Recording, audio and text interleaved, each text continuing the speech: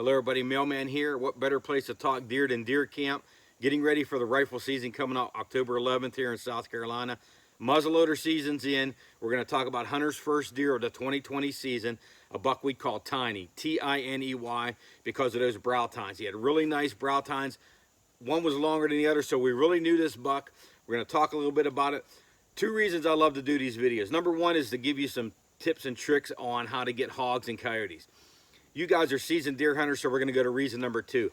Reason number two is years from now, when I'm gone, Hunter can go back and look at these videos. He can show them to his son. He can show them to his grandson. And hopefully we can keep this thing going where they can look back on these hunts and see what we did. So here in South Carolina, muzzleloader comes in October 1st. We got out there with a muzzleloader, and it posed a couple problems for us. Number one, my mount is not wide enough for an ATN product. So we had to stay with glass optics this year, but we had the ATN BinoX for the footage. So you're going to see some footage here at the end, but we're going to talk about Tiny real quick here. First year on the property, I believe, at least that I noticed, his rack wasn't similar to any before. Got him on a piece of property with a power line. About half my properties have power line. This property, including my hunt club, has a power line.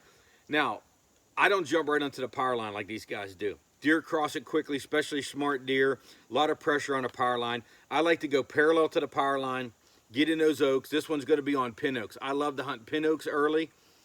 Little bit of bait in front of my cameras. Even if I gather up the pin oaks and put them all and really put a bunch of them in front of my camera, I want them to stay in front of my camera. Tiny would come in there with another buck at the beginning of the season, and we were talking about letting E-Money, my grandson, shoot him, and Hunter picked him right before muzzleloader season. I said he can reserve one buck this year. One buck is off limits to me. That could be his. If it comes in, I can't shoot it. This is the one he picked. So we got some pictures of him I'm going to throw up here. We also got a video in the area. I was setting up a bow stand for Hunter. Hunter's going to start shooting bow, and I set up a bow stand. I got some video of him there. He left for a while, and we found him on my camera 1,600 yards away on another piece of property where the wild lemons are.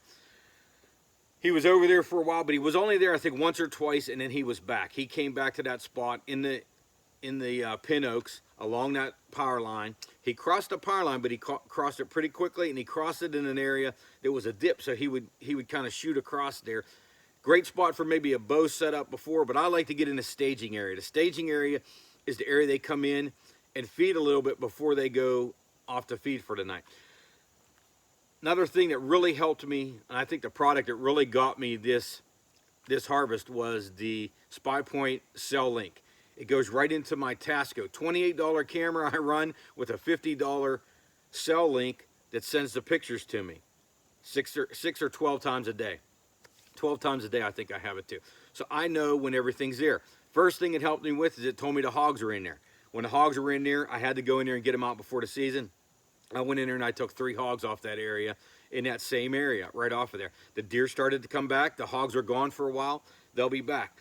Now, the cell link, again, told me this. Getting ready for muzzleloader, I had a couple other really hot spots that were really good, and Hunter really liked them. I really liked them for the amount of bucks that were there. But that cell link kept sending me pictures of this buck in the morning and in the evening. When you see a buck in the morning, or when I see a buck in the morning, they're a half an hour, 20 to 30 minutes, and then in the evening, 20 to 30 minutes. That's a hot spot to me. That buck really likes that spot. He's coming in there. So I seen him the night of Hunter's game. Hunter had a big game Friday night, 86-yard touchdown, by the way, and that buck came in the morning, and that buck came in the evening. Changed my mind on where I was going to hunt that first day we were going. We drove down here the first day we got to hunt. Sat in that blind, and normally there was a couple doe to come first, and then he come in. Nothing came all morning. We were actually watching YouTube at one point, watching his game on YouTube, listening to the announcers. His school now has some announcers that do a live stream on their YouTube, and we both look up about 10:45, 11 o'clock, and you're going to see the footage now of Tiny and Hunter dropped him. The bad part about muzzleloaders, smoke coming out the end. So you're going to see the deer, and as soon as that shot, I thought maybe there'd be a little bit of a delay. I could actually get a little bit to see if he hit it or not in the video, and he shot instant smoke. We went down. I'll throw a little bit of video up of the recovery. We're on our way. Hunter got a really nice buck. We got a couple other nice ones. We're going to go out there and get some footage with the ATN products now, but the BinoX, ATN BinoX saves me whenever Hunter takes those optics out of there, I can still get that video on my BinoX and from the football field too for Hunter. So check this video out. More videos to come.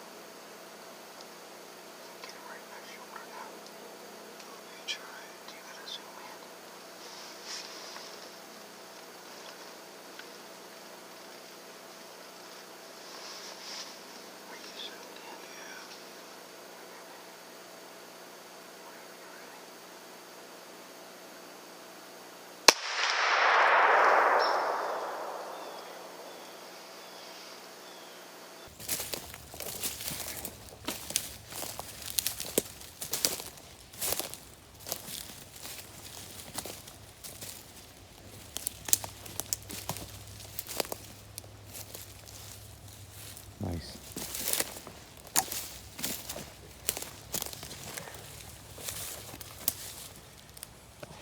Man, you're lucky, dude. What do you think? Amazing. Amazing.